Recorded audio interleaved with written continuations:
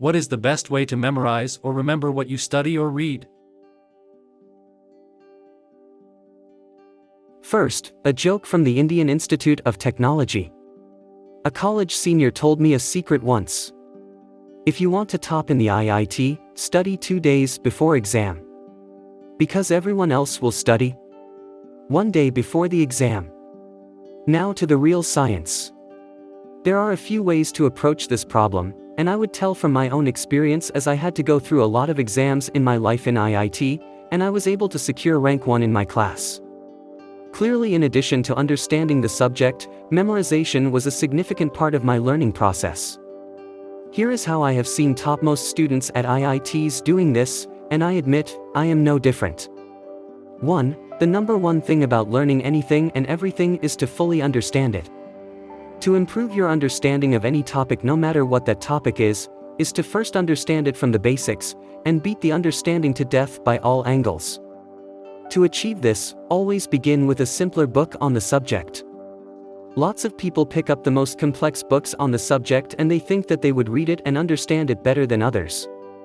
But because those books are complex, often they don't get to understand the subject.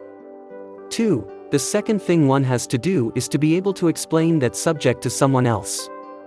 As soon as you start explaining it to someone else, you would figure out quickly what you don't know, and what the gaps are. Then go back to the books, and repeat and refine the knowledge so that the gaps are filled up. As soon as you are able to explain something to someone, even if you have to look at the book, consider that you have understood it yourself. 3. Practice doing the step 2 enough number of times. I claim that if I go through the same topic with 2 people, by the 3rd attempt, I have not only cleaned it up, but also almost memorized it. 4. When you find yourself on step 3, now all you want to do is to repeat the same thing to yourself, like a song. We play songs in our car stereo and listen to them over and over, and in the process, we memorize all the lyrics without putting efforts towards them. But basically what happens is that your brain retains a bit of anything and everything you go through in each attempt. With each repetition, your brain will have to struggle less to remember the same thing it already remembers, and will retain a bit more. A point comes when there is no more left to be memorized. This is how we remember the lyrics of a lot of songs in our minds. There are a few ways to do this. Write the same thing down a few times. You would realize that when you think you know it, and when you start writing it, you would find a delta. That is, you would begin forgetting things when you attempt writing them down. This is simply because when we think we know and remember something, we are only living in a false belief. I tried and tested this method, and often found that as soon as I started writing the thing, I would figure out that I had not actually memorized it and I had to check the book again. B. Write your notes in various colors. Humans are good at remembering things better when there are more colors. Think for example about 2 pictures of a mango and an apple. Now if I draw them on a white paper in black ink, and ask you a question, which fruits did I just show you?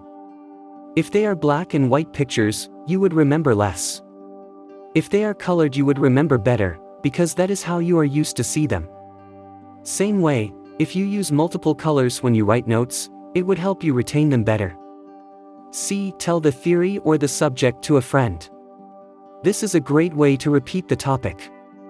First, you are retaining it and coming up with the best method of reciting it, but also you are helping a friend. D. You can record what you want to remember and listen to it over and over. These days, this is the method I follow when I have to memorize my speeches. I write down my speech, record it, and play it in my car over and over. This way, in about 20 days, I memorize it completely. I had used this method to memorize a lot of English words, and the whole periodic table in my school years. E. Listen to those things from others. These days, a lot of study material is available on YouTube. Listen to it from many lecturers, and that would help you retain it better. As some of you can see, I have inspired to understand, think, write, read, recite, listen, look. All I have tried to do is to increase the number of ways you perceive the subject. The more the ways, the more the memory. The power of repetition cannot be forgotten.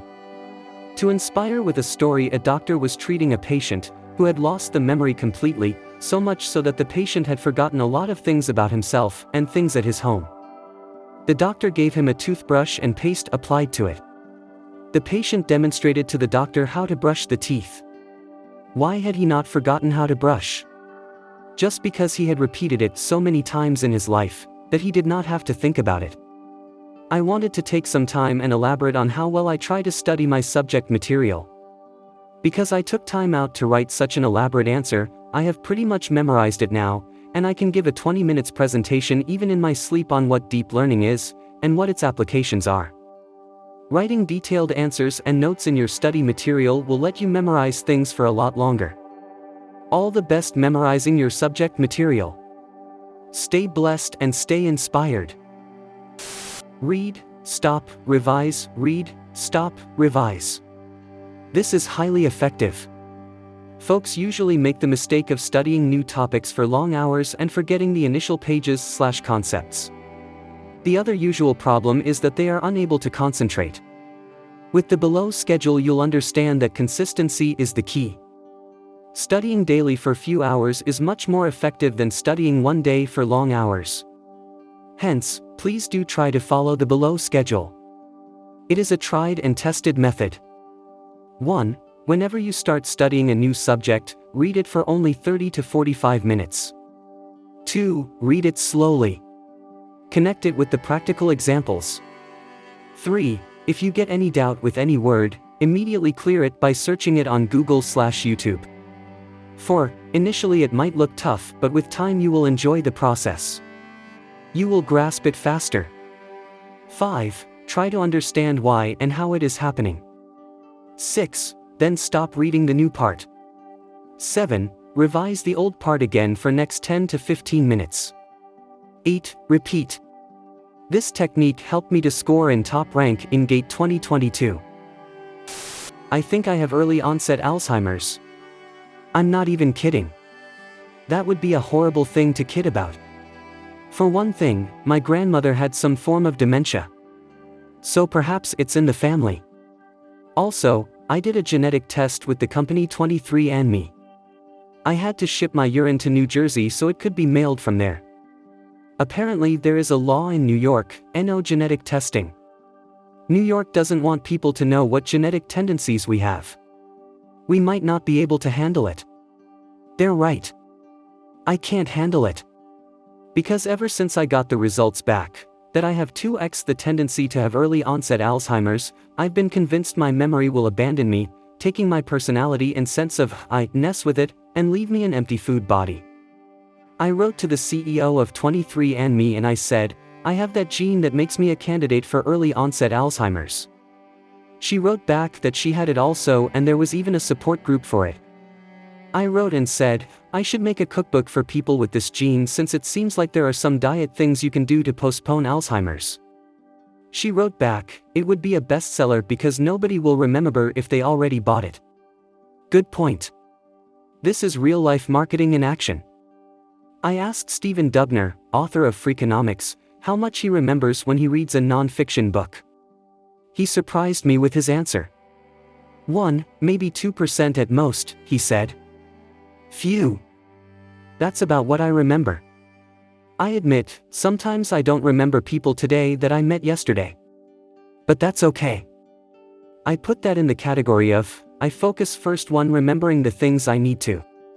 I remember my phone number from when I was 8 years old, 201-821-9111.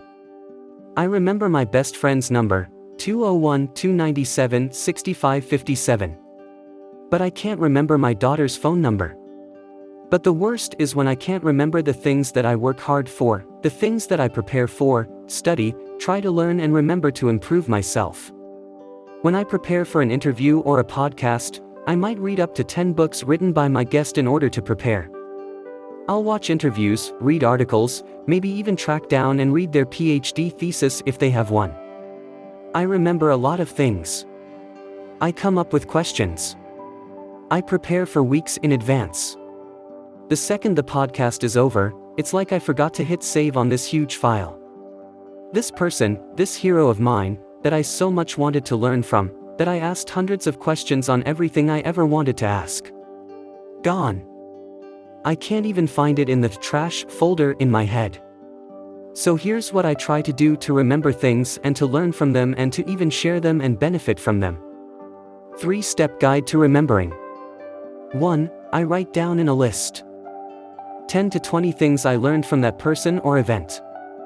Things that I learned from the books. Things that I learned from the podcast.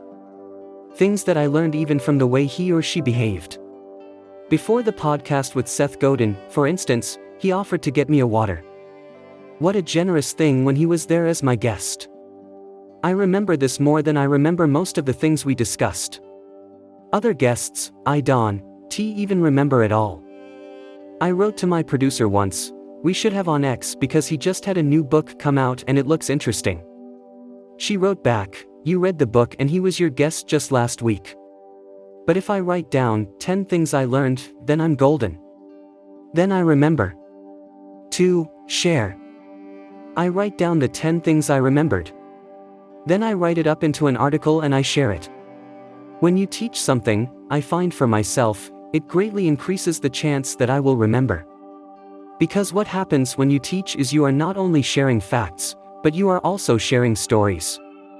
You are also showing someone not only the information but how they can remember the information. 3. Sign up. Sign up. What do I mean? Sign up for what? When I first went away to a college, I looked through the course catalog.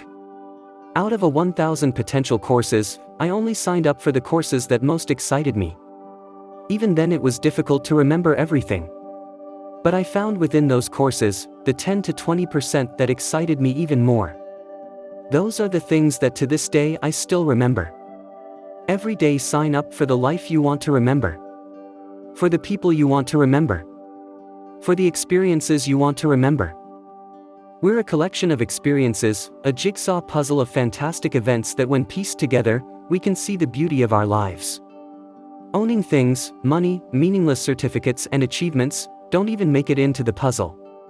The more you own, the less space in your brain there is to remember. Only the experiences we signed up for with excitement. The stories we could tell later. The smiles we could create, like an artist etching the final touches on a painting, on other people's faces. Experiment, be fascinated, live for it, love it, write it, share it, teach it. I hope when you meet me, you and I both remember it. Remember that moment when you made my heart pound in anticipation of the next word you would speak. Example, 10 lessons from the Broad Museum. I visited the Broad Museum in LA. I was really astonished by how much I was learning from each painting. I wanted to remember. I wanted to understand how I could use the ideas in my own writing. These are the raw notes that I took right afterwards. I am simply cutting and pasting them here. Creativity holds nothing sacred. Take an old idea, reverse it. Example, woman who took Duchamp's urinal, taking the plane and turning it into art, and actually made it into art. Take an old idea, make it art. Jasper John's flag. Take an idea trying to be art, make it art. Coons taking Jim Beam's train and making it into a sculpture. Or balloons that become sculptures. Combine art forms, comic book art plus Bible equals, magic, take something that looks like one thing, but it's really another. The rubber statues of real people. Take photos of art and call it art. Simplify something horrific, Warhol's Monroe. Cara's depictions of slavery. Take one art form and move it to another, Basquiat taking graffiti to paintings. Keith Haring's same. Take old art, apply new art, Liechtenstein imitating Monet and Mondrian. Please leave your story in the comments. I would love to make a video on them in the future also. Don't forget to like and subscribe to you never miss a video.